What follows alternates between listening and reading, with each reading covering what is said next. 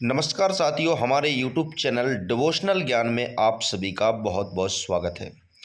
दोस्तों, ऐसे ही आपको एक पौराणिक कहानियाँ हम लेकर आ रहे हैं। क्यों हनुमान जी ने दिए थे भीम को अपने शरीर के 3 बाल। दोस्तों, महाभारत की पौराणिक कहानियाँ हम बचपन से ही किताबों और टीवी सीरियलों में देखते आए हैं, लेकिन कुछ कथाएं ऐसी भी हैं जिन्हें आपने ना कभी पढ़ा होगा और ना ही सुना होगा।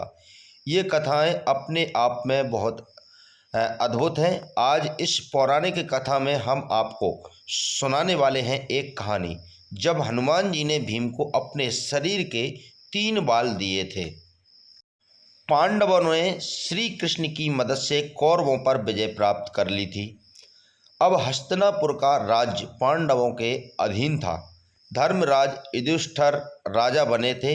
न्याय और धर्म की प्रतिमूर्ति महाराज युधिष्ठिर के राज्य में सब कुशल मंगल था। समस्त हस्तिनापुर आनंदमय जीवन व्यतीत कर रहा था।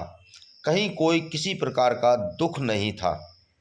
एक दिन नारद मुनि राजा युधिष्ठिर के पास आए और कहा कि महाराज, आप यहाँ वैभवशाली जीवन जी रहे हैं, लेकिन वहाँ स्वर्ग में आपके पिता बड़े ही दुखी हैं। युधिष्ठिर ने नारद मुनि से पिता के दुखी होने का कारण पूछा तो उन्होंने बताया कि पांडु का सपना था कि वो राज्य में एक राज्य सूर्य यज्ञ कराएं, लेकिन वो अपने जीवन काल में नहीं करा पाए। बस इतनी सी बात से दुखी हैं।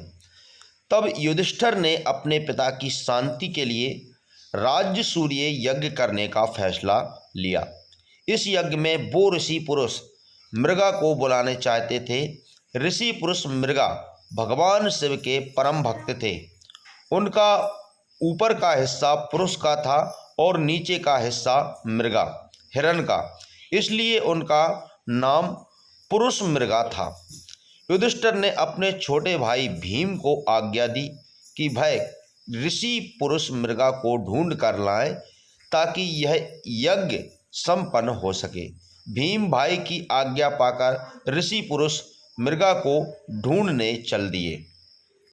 एक जंगल से गुजरते हुए भीम को पवन पुत्र हनुमान जी दिखाई दिए। चूंकि भीम भी पवन वायु के पुत्र थे, तो इस नाते हनुमान जी और भीम दोनों भाई हुए। हनुमान जी ने अपने छोटे भाई भीम को अपने शरीर के 3 बाल दिए और कहा, ये बाल तुमको मुसीबत से बचाने में मदद करेंगे।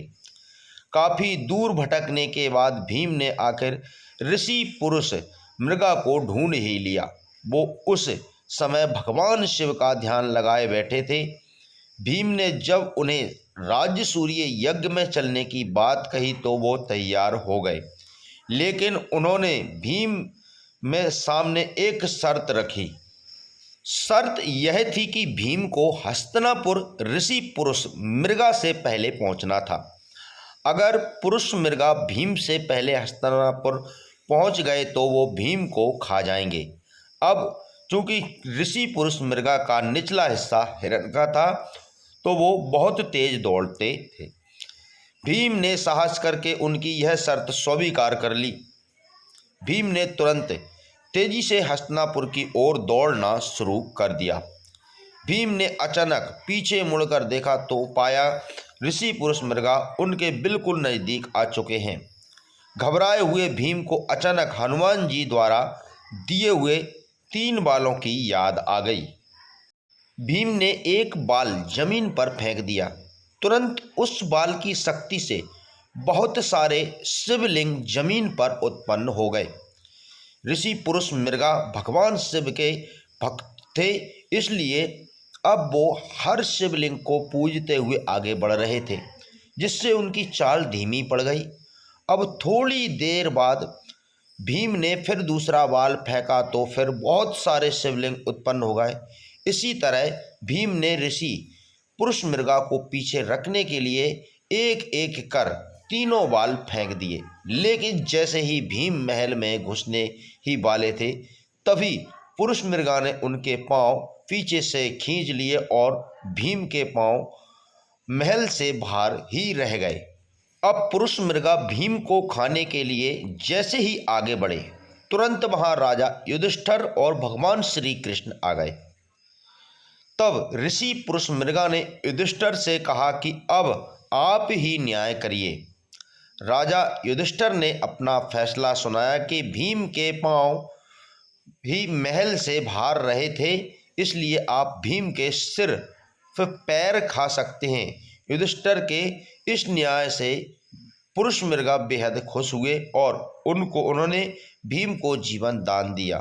फिर मंगल पूर्वक राज्य सूर्य यज्ञ संपन्न हुआ और ऋषि पुरुष मृगा सबको आशीर्वाद देकर फिर से अपने रास्ते पर निकल पड़े।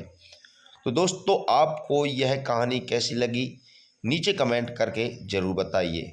और दोस्तों, हमारे चैनल से ऐसी ही कहानी देखने के लिए हमारे चैनल से जुड़ जाइए, बेल के आइकन पर क्लिक करके, सब्सक्राइब के बटन को दबा करके। तो दोस्तों, अगली वीडियो में फिर मिलेंगे, जब तक के लिए नमस्ते।